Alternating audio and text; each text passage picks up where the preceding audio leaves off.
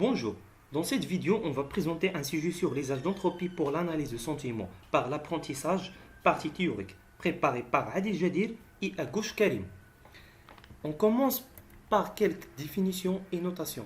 Dans la suite, on note oméga la population concernée par la question d'apprentissage, atteint individu oméga, dont oméga. De ces populations généralement infinies sont observés les états du pi variable dites descriptives ou prédictives notées x1, x2 jusqu'à xp. Mesure d'entropie. Parmi les formules de mesure célèbres et couramment employées figure l'entropie de Shannon. L'entropie de Shannon, soit E une expérience pouvant produire les événements E1, E2 jusqu'à En ayant chaque une probabilité associée P1, P2, Pn et la somme des Pi égale à 1. On définit l'entropie de Shannon par H de P1, P2, Pm égale à moins la somme des Pi log 2 de Pi. Définition formelle et propriétés communes aux mesures d'entropie. Soit une distribution de probabilité sur un espace discret, on note gamma m le simplex avec m supérieur ou égal à 2. Une mesure d'entropie, c'est une application définie de gamma m dans R qui vérifie des propriétés suivantes: non-négativité, symétrie, minimalité, maximalité et concavité stricte.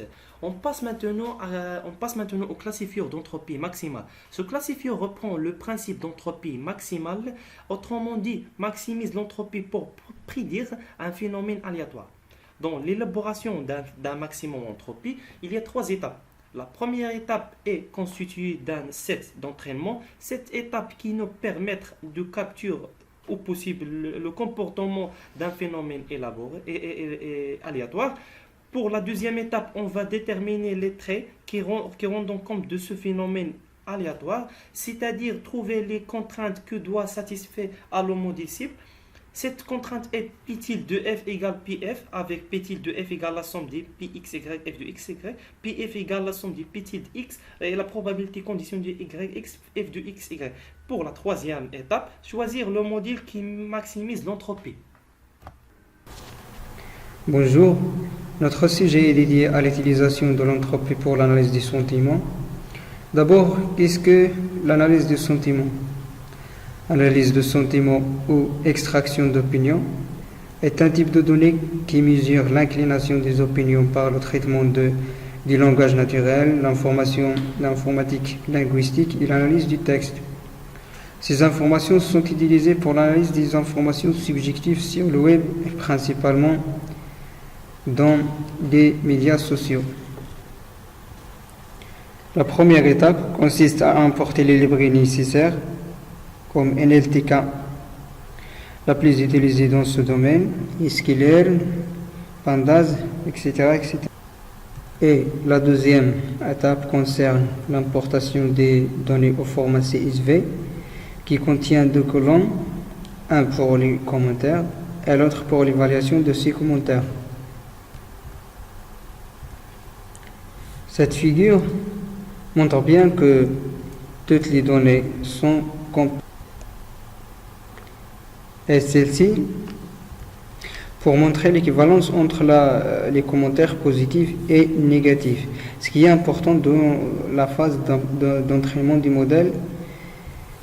Et puis, on jette un coup d'œil sur la structure des données. Et alors, on passe à la phase des pré-traitements. Premièrement, on sépare les données en 2 classes, données positives et les données négatives. Ensuite, on va nettoyer les données en supprimant les ponctuations, les chiens vides, les chiens symbolisés, afin de sélectionner seulement les adjectifs car elles sont très informatives en termes d'expression des sentiments, et tout ça pour éviter les calculs cotés.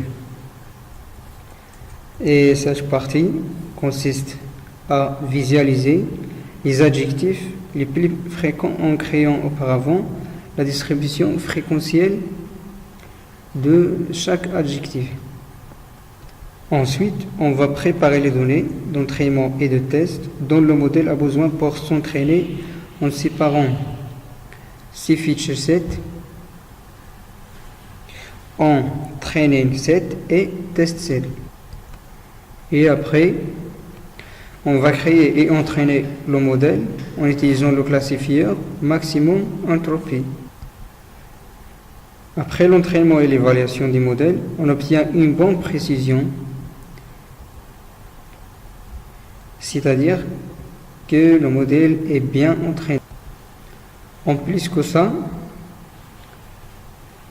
cette matrice de confusion montre que 2069 adjectifs négatifs sont bien classifiés par le modèle et 407 sont mal classifiés et 2102 adjectifs positifs bien classifiés, tandis que 422 sont mal classifiés. Dans cette section, on a appliqué d'autres classifieurs comme multinomial NB, logistic regression, stochastic gradient descent classifier, et on obtient presque la même précision du classifieur au maximum.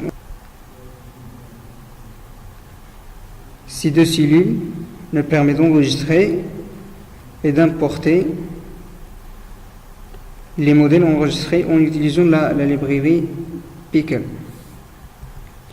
Finalement, on va tester notre modèle sur quelques exemples de reviews du film Caption Marvel et on obtient l'évaluation de chaque review.